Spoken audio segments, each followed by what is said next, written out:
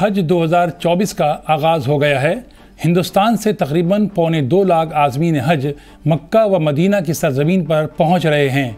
हिंदुस्तान की ministry of minority affairs के ज़ेर तहत हज कमेटी ऑफ इंडिया मुल्क के आज़मीन हज के तमाम इंतज़ामात बड़े पैमाने पर करती है। इसका इंतज़ाम इतना बड़ा होता है कि जिसका दायरा हिंदुस्तान से सऊदी अरब तक होता है। हुकूमत की मुख्तलिफ मिनिस्ट्रीज़ के दरमियान एक बेहतर तालमेल और ज़बरदस्त तालमेल के साथ इसका काम अंजाम तक पहुंचता है।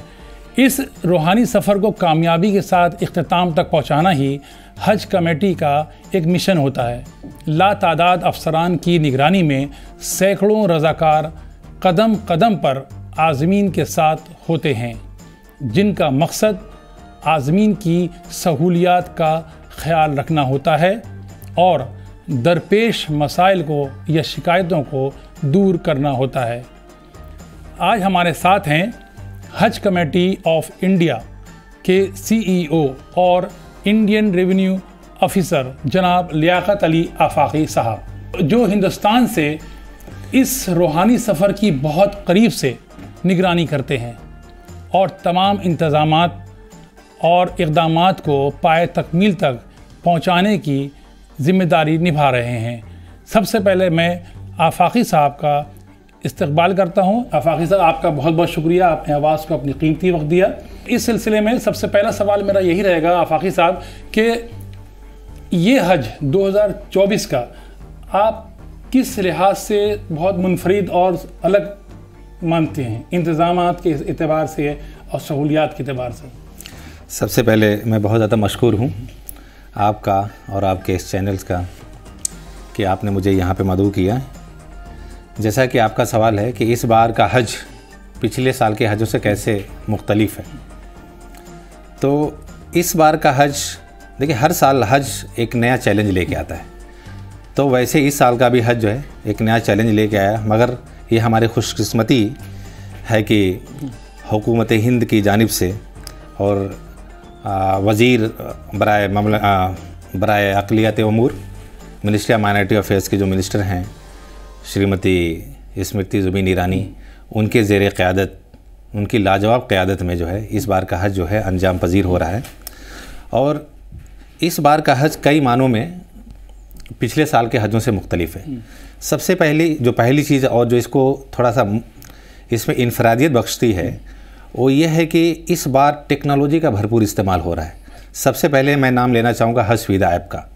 इस बार वज़ीर मौसूफ़ा की क़यादत में और उनके ज़ेर निगरानी में और उनके इंस्ट्रक्शन में ये बहुत अच्छा हज जो है हज वीज़ा ऐप तैयार किया गया है।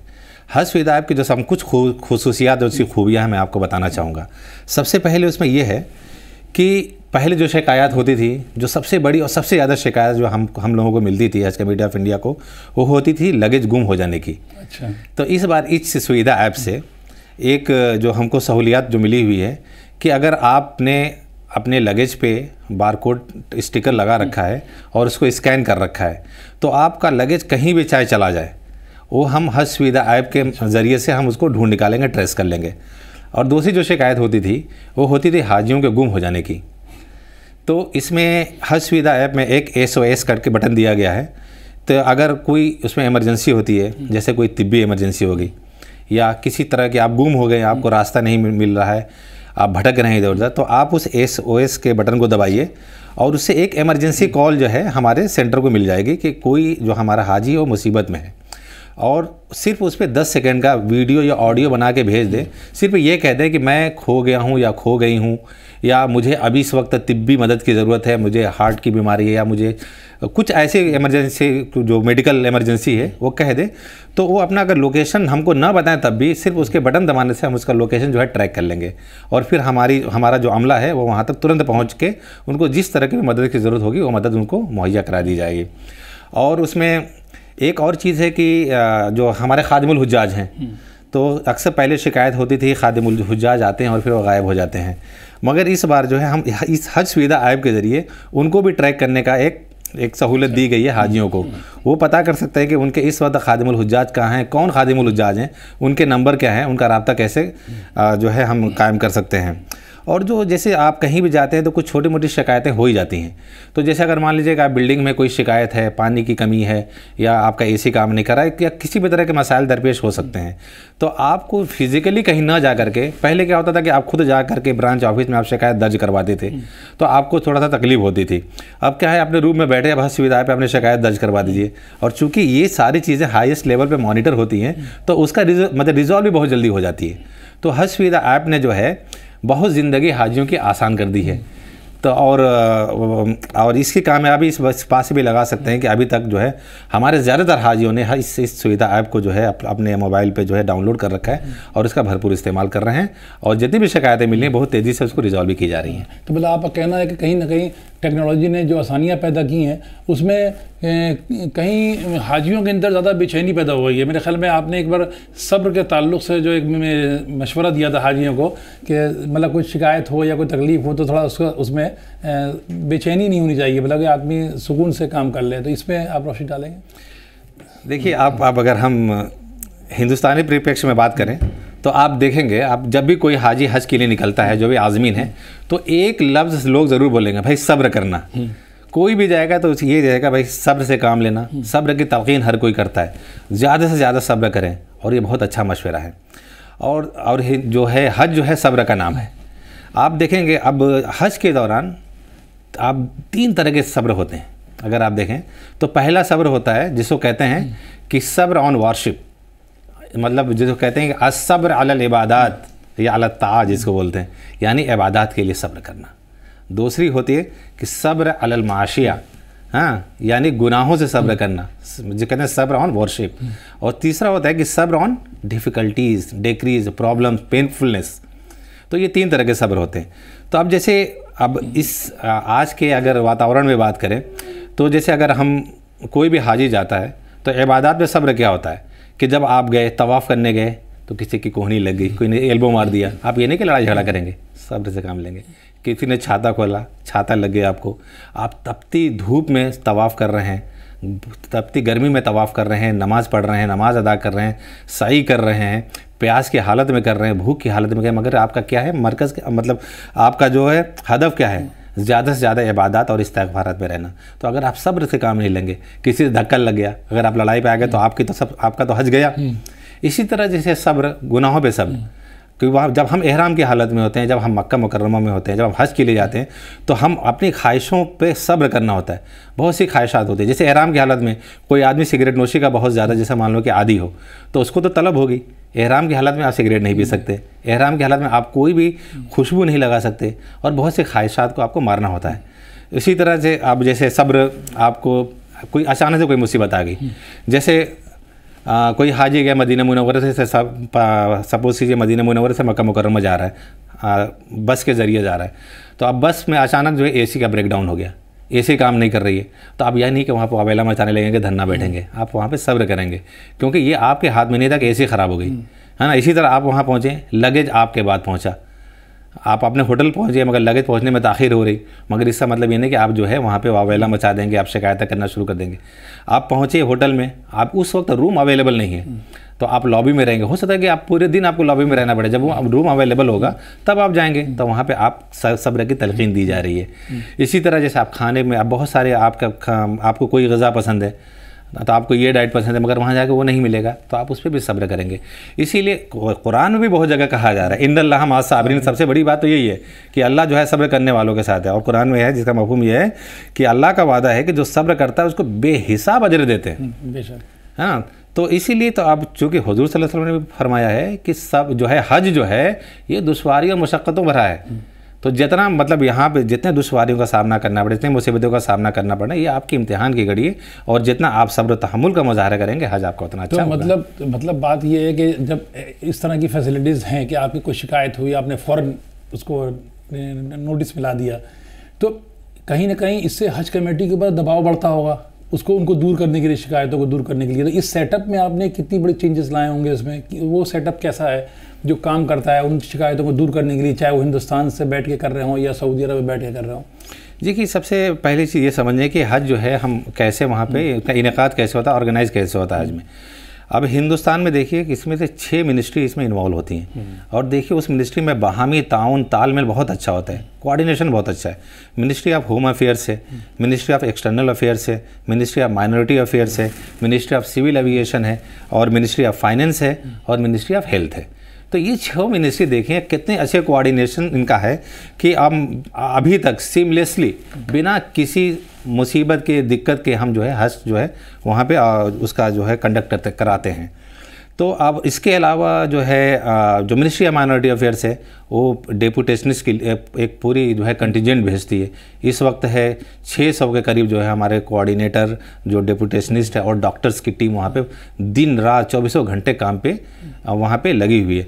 फिर भी देखिए ये जो हज है, और ये इंडियन गवर्नमेंट का सबसे बड़ा मिशन है फॉरेन कंट्री में, जो इंडियन गवर्नमेंट इसको ऑर्गेनाइज करती है। और ये नहीं कई सदी मतलब कई दहाइयों से, कई सालों से इस हज जो प्रोग्राम जो है वहाँ पे ऑर्गेनाइज होता है। मगर देखिए कितने अच्छे ढंग से होता है। और चूँकि हम लोग फॉरेन लैंड पे ये करते हैं तो हम लोग 100% ये गारंटी नहीं दे सकते कि कोई वहाँ पे आपको दिक्कत नहीं होगी। हम ये बोलते हैं, हमारी हज कमेटी ऑफ इंडिया जो है मिनिस्ट्री ऑफ माइनॉरिटी अफेयर्स के ज़ेर निगरानी पूरी तरह ये कोशिश करती है कि हमारे हाजियों को किसी तरह की वहाँ परेशानी ना हो। और इसमें इस साल हम तो पूरी तरह कामयाब हुए हैं। इसका मतलब कि अभी इस साल हम लोग बहुत ही कामयाबी से, बहुत सफलतापूर्वक अपने जो है इस मिशन को अंजाम दे रहे हैं। और छोटी मोटी शिकायतों के लिए वहाँ पे ब्रांच ऑफिसेज़ हैं, वहाँ पे पूरी तरह जो है हुकूमत हिंद का अमला पूरी तरह तैयार है। आपको कोई भी अगर ग्रीवांसेस है, कोई भी शिकायत है, तो अपने खादिमुल हुज्जाज के ज़रिए हज सुविधा ऐप पे उसको रजिस्टर करवा के तुरंत के तुरंत जो है उसको एजाला करवा सकते हैं। अभी पिछले दिनों आफाकी साहब हमारी मिनिस्टर स्मृति ईरानी ने दौरा किया था मदीना का और सऊदी अरब का, तो उस दौरे का निचोड़ क्या था, इस पर आप रोशनी डाल दीजिए, क्योंकि बहुत लोगों को ये मालूम नहीं कि वहाँ किस तरह के इंतजाम का ज़िम्मा था और किस तरह के मशवरे दिए थे उन्होंने, ये इस पर बता दिए। पिछली बार जब हाई लेवल डेलीगेशन वहाँ पे सऊदी अरब गए थे बायलैटरल एग्रीमेंट के लिए, जिसमें हमारे कोटा जो डिसाइड होना था, तो उस वक्त जो है हमारी इज़्ज़त मोहतरमा मिनिस्टर मैम जो है वहाँ पे तशरीफ़ ले गई थी। और मैं आपको एक चीज़ बता दूं कि इस पूरे जो हज की तैयारी है शुरू से लेके अब तक, उनका बहुत ज़्यादा जो है इतनी बारीकबीनी से हर चीज़ को देखती हो। वो हर चीज़ को, उनका सिर्फ एक ही जो मकसद है और एजेंडा है, उनका कहना भी यही है कि देखो हमको जो तैयारी इस हिसाब से करनी है कि जो हमारा सबसे जो कहते हैं ना बैकवर्ड हाजी, जो ना तो एजुकेटेड है, जो ना तो लिटरेट है, हमको उसको निगाह में रख के अपना सिर्फ पूरी तैयारी करनी है कि उस हाजी को यहाँ पे आ करके सऊदी अरब की सरजमीन पर उसको किसी तरह की कोई दुश्वारी और जो है परेशानी का सामना ना करना पड़े।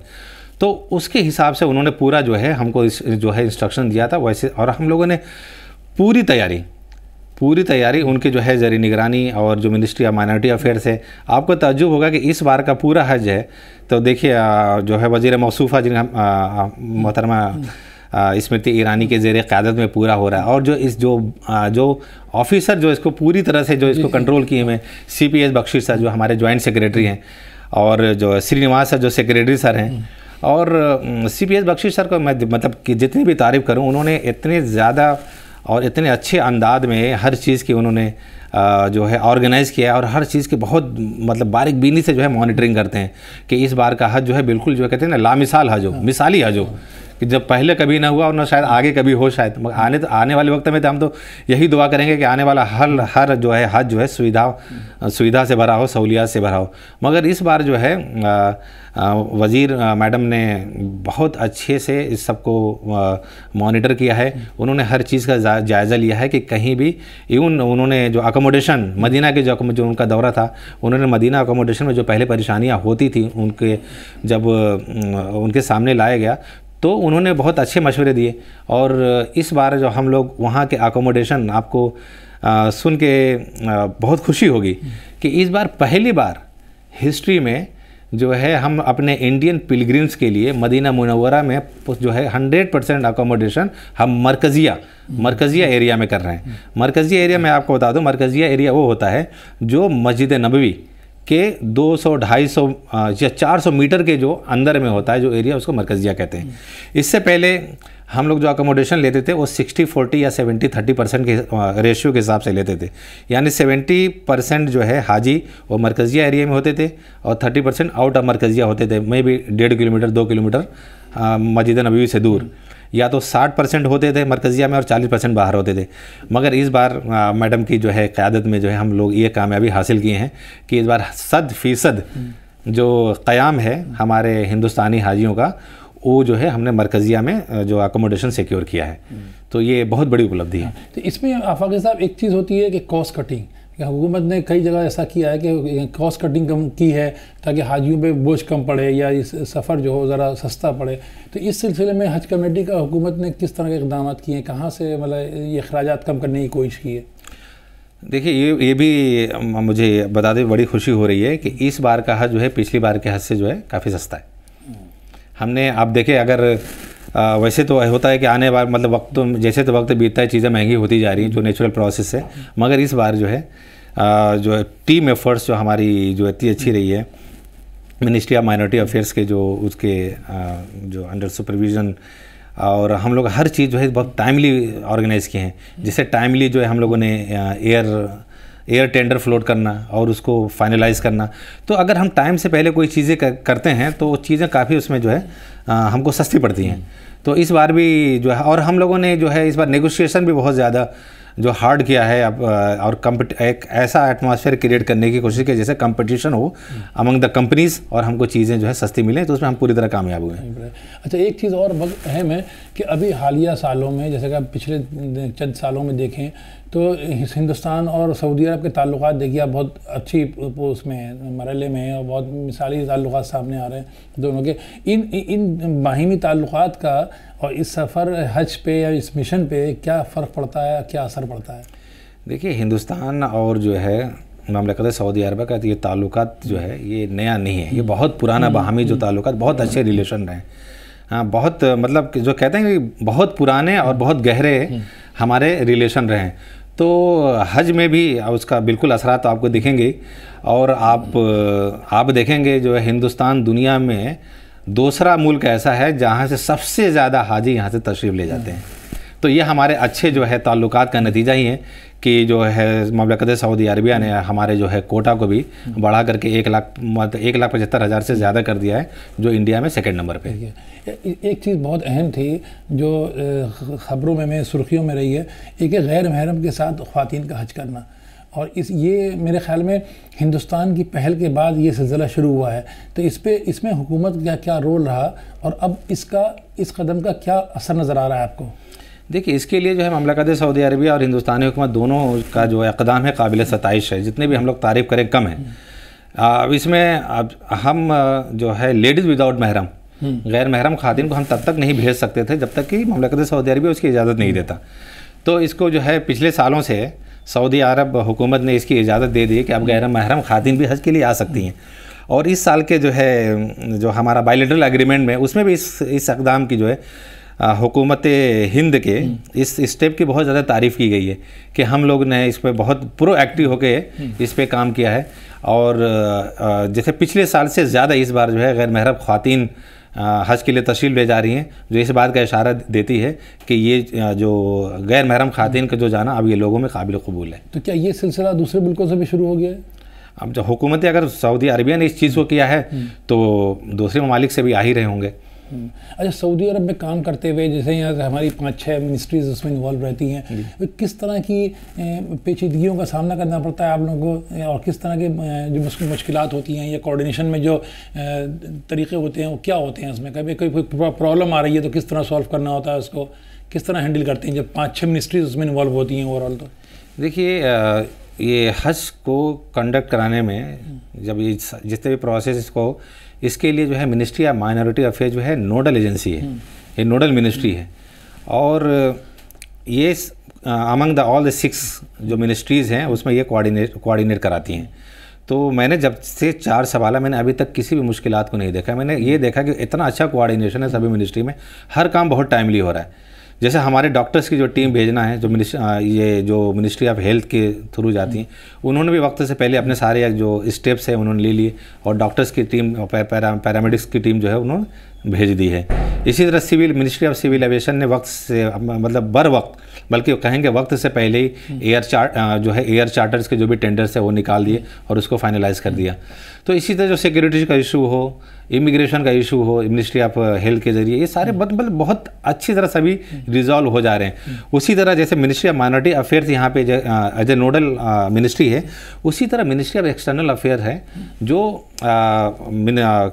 हुकूमत ममलकत सऊदी अरबिया और हिंदुस्तान की हुकूमत के माबैन जो है वो कोऑर्डिनेट करती हैं। और वहाँ पे जितने भी हज के जितने भी ज़रूरियात होती हैं और जितने भी इक़दाम जो लिए जा रहे हैं, जितने भी जो स्टेप्स हैं, जैसे भी ऑर्गेनाइज़ किए जा रहे हैं, वो उनके काउंसिलर जनरल ऑफ इंडिया के थ्रू होते हैं।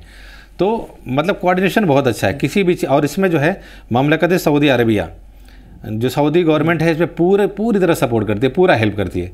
तो अभी तक हमें कहीं कोऑर्डिनेशन की किसी तरह की कोई कमी नहीं है और ना किसी मुश्किलात का अभी तक हमने कोई सामना कर रहे हैं इसमें। अच्छा, एक ज़माने में सरकारी हज चलता था, बहुत फैशन में था, वो जो कल्चर था वो ख़त्म होने के बाद कितना असर पड़ा? मतलब एक तरह से हमारे यहाँ से ख़ास मेहमान जो जाया करते थे वो कहीं ना कहीं एक तरह से वो हमारे यहाँ परेशानी का मसला हल थे, वो परेशानी थे, तो वो चीज़ दूर होने का क्या फ़र्क पड़ा है? देखिए, मैं तो जो है हुकूमत हिंद के जो इस कदम की जितनी भी तारीफ़ करें बहुत कम है। आप बात कर रहे हैं डिस्क्रिशनरी कोटा की। पहले कोटे हुए करते थे जिसमें बहुत सारे जो है ऑफिसर्स और जो डेलीगेट्स वो जाते थे।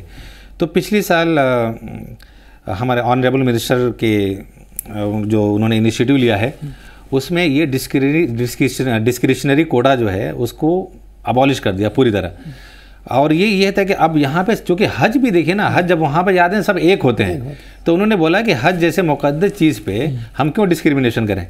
तो उन्होंने सारे कोटा जो है अबॉलिश करके उनको मर्ज कर दिया कि सारे लोग कॉमन हैं, जिसको भी हज करने जाना है हज कमेटी ऑफ इंडिया के थ्रू, वो जैसे एक जो है एक रईस ज़्यादा अगर जिस तरह से अगर वो अप्लाई करें, तो उसी तरह एक जो बहुत ही गरीब तबके का जो हाजी है, जो अपने कई सालों की जो मेहनत की कमाई पूंजी जो है इकट्ठा कर के अब इस हालत में पहुंचा है कि वो हज के लिए जाए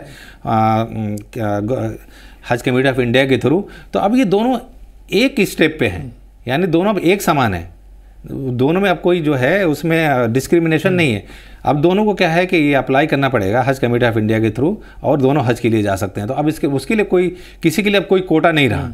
तो अब ये सारे कोटे को जो है डेबॉलिश करके उसको कॉमन कोटा में मर्ज कर दिया गया कि अब सब लोग एक समान अप्लाई करें और जिसका भी नंबर आए वो हज के लिए चला जाए। फाक़ी साहब, एक बहुत अहम चीज़ है जो आपसे इंटरव्यू से पहले बातचीत में सामने आई थी, मैं चाहता हूं कि आप अपनी ज़बानी इसको बयान करें कि आखिर हज कमेटी में जो एक सेकुलर हिंदुस्तान का जो शक्ल नज़र आती है, जैसे जिक्र हो रही थी कि हिंदू मुस्लिम और सिख ईसाई, वो जो चार ये मज़हब का जो लोग मानने वाले होते हैं, इस हज में हमारे हिंदुस्तान में ये सेकुलर रोल कैसे नज़र आ रहा है, इस इंतज़ामात के पीछे जो किसी हाजी को नहीं मालूम है कि ये इंतज़ाम कौन कर रहा है, कैसे कर रहा है और ये लोग कौन है। तो मेरे ख्याल में इस पर रोशनी डालेंगे तो बहुत सारे लोगों को एक नई चीज़ सामने नज़र आएगी। ये जो है, हाँ, ये ऐसी चीज़ है जो बहुत से लोगों को पता नहीं होगी। सबसे पहले देखिए हमारे ऑनरेबल मिनिस्टर, लोगों को ये लगता होगा कि मतलब उनको हज के बारे में क्या ही पता होगा, मगर मैं आपको बता दूं कि उनको हज के बारे में जितनी जानकारी है, तो मैं अपने लिए दावा नहीं करता था कि मुझे उतनी जानकारी होगी, जबकि मैं उसी माहौल में पला बड़ा हूँ। मेरा बैकग्राउंड भी जैसे अरबी का बैकग्राउंड है, तो मैं भी ये दावा नहीं करता कि मैं उनसे ज़्यादा जानता हूँ। तो अब उनकी जो सरपरस्ती रही है और उन्होंने जितनी बारीक बीनी से सारे हज प्रोसेस जो देखे हैं और जो उन्होंने हमको हिदायत दी हैं, जो हमको निर्देशित किए हैं, तो वो मतलब वो वाकई लाजवाब है। कहीं से नहीं लगता कि उनको हज के बारे में जानकारी नहीं है। और फिर उसके बाद देखिए हमारे सेक्रेटरी श्रीनिवास सर, उन्होंने हालांकि उनको जो है ऐसा लोग सोच सकते हैं कि उनको भी जो हज के बारे में नहीं पता होगा, मगर जब आप उनसे बात करेंगे तो आप बिल्कुल मतलब यू विल बी शॉक्ड कि उनको हज की हिस्ट्री कब कौन सा इंडियन डेलीगेशन कब गया था और उनका क्या रोल रहा, इवन मतलब हिस्ट्री का भी वो तुरंत आपको एक एक चीज़ बता देंगे।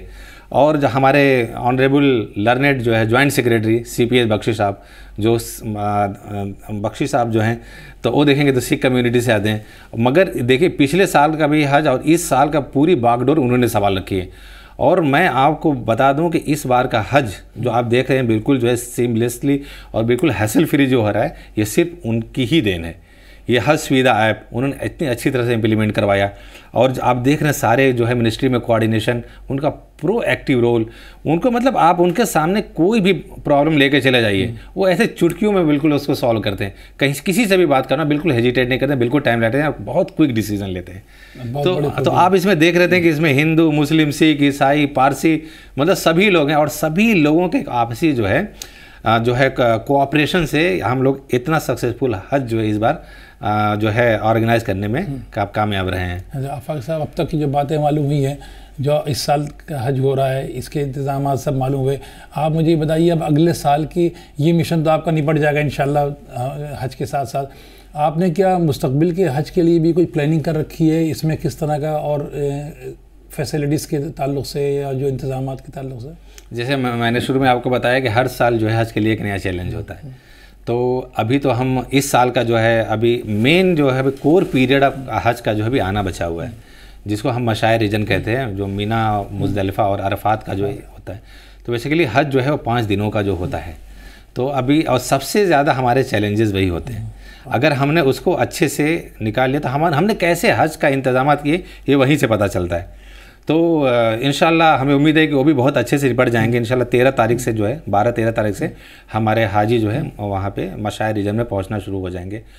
और तो अभी तक हमारी सारी निगाहें उसी पे हैं। और फिर हमारे जितने भी हुज्जाज कराम जो यहाँ से तशरीफ़ ले गए हैं, तो हम अभी दुआगो हैं कि वो बखैर व आफ़ियत वापस आ जाएं। अभी तो हमारा उस पर पूरा ज़ोर है कि उनको भी अभी फ़र्दर किसी तरह की जो है परेशानी ना हो, किसी भी तरह की परेशानी ना हो, और बहिफाजत वो वतन वापस लौट सकें।